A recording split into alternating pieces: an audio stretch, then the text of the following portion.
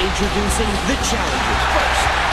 From Alabama, Washington, weighing 192 pounds, Daniel Bryan. I have voices in my head, they come to me, they understand, don't and it's only weighing 245 pounds. And we're back with some more Payback prediction videos. This time it's Daniel Bryan and Randy Orton taking on the Shield's members of Roman Reigns and Seth Rollins. The tag team championships are on the line, so this should be an interesting matchup, no doubt about that. And this is one match I'm actually really looking forward to on the card, because I think that the tag team pairing of Daniel Bryan and Randy Orton is a pretty good one. I don't mind it at all. I think I know this is going to be probably the only match they do tag team up. They do team up to go for the titles, but I think it's a pretty good different dynamic, something different. I mean, we've been seeing Kane and Daniel Bryan for many months now. I think they're probably trying to move away from Kane and Daniel Bryan now, and I don't think Kane and Daniel Bryan are actually going to feud at all. I said before that I can't see that happening. These two guys are now kind of friends, and they've moved now away from each other a touch. Well, I'll get into it now. So Daniel Bryan, teaming up with Randy Orton to take on the Shield's members of Roman Reigns and Seth Rollins. Basically what happened was Daniel Bryan went to attempt a drop kick to, I think it might have been Seth Rollins, and Seth Rollins got out of the way and instead hit Randy Orton.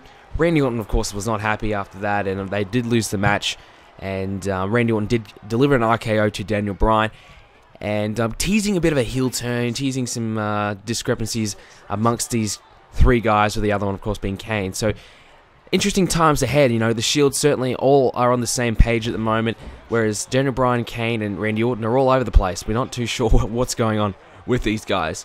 And basically what's been happening over the past few weeks is Daniel Bryan has been calling himself the weak link. Kane mentioned it one week, and ever since then, Daniel Bryan has just been obsessed with trying to prove that he's not the weak link, and well, to me, he's certainly not. He's been kicking ass each week. He's been awesome. I'm really enjoying Daniel Bryan.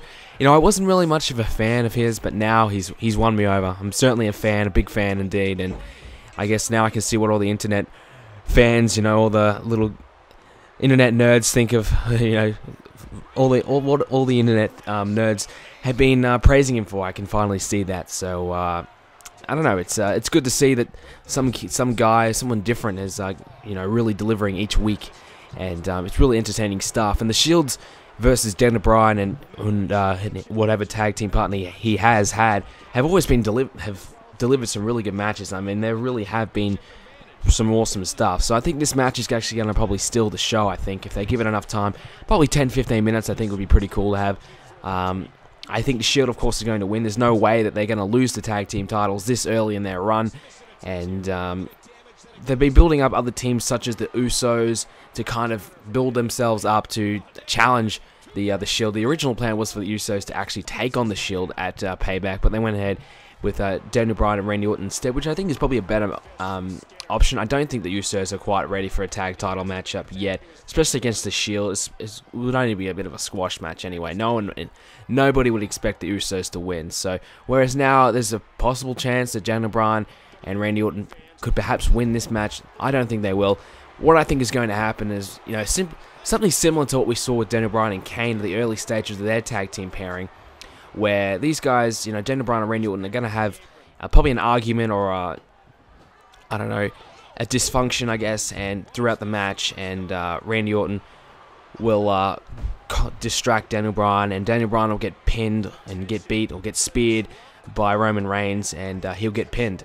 And after the match, you know, Daniel Bryan and Randy Orton will argue with each other and push each other, and perhaps Randy Orton might deliver an RKO to Daniel Bryan, teasing for a matchup at Money in the Bank, which I would like to see. I'd like to see Randy Orton and Daniel Bryan have a bit of a feud for a couple of months. I know many people want to see him in the WWE Championship scene. I just think he might need another month or two before he challenges Cena.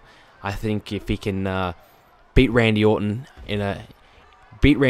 cleanly in a feud, that would elevate him right up to main event level and right to the next step to challenge Cena for the championship. And I think that's what exactly needs to happen for Daniel Bryan, and move him away from the tag team championship scene and instead have him have a big win over Randy Orton in a singles matchup. That would be awesome.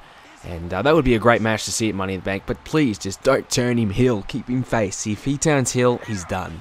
If he turns heel, his momentum will be completely lost. And he will be back in the mid-card by the end of the year. There's no doubt about that. They need to keep him face, keep him red hot right like he is right now. The crowd is going crazy for him. And why would you change what's working right now? Why fix what's not broken? So, I don't know. But WWE tends to do these things. They tend to, I don't know, they just tend to fuck up everything. So, who knows what's going to happen. They could, in fact, turn Daniel Bryan heel. I'm hoping not, but nonetheless, the Shield, as you can see, they're going to walk out the tag team champions. With Daniel Bryan and Kane are going to be arguing, and one's going to be laid out from the other, and could be leading to a match on Raw the next night, or in fact, a bit of a bit of an argument over the next couple of weeks, and then a match at Money in the Bank. And that's, of course, if they don't go ahead and do Cena and Daniel Bryan, which I don't think will happen. I think that's a strong rumor, but I don't think so. So, guys, let me know what you think in the comments section down below. And, of course, leave a like and subscribe if you haven't already. More Payback videos coming soon.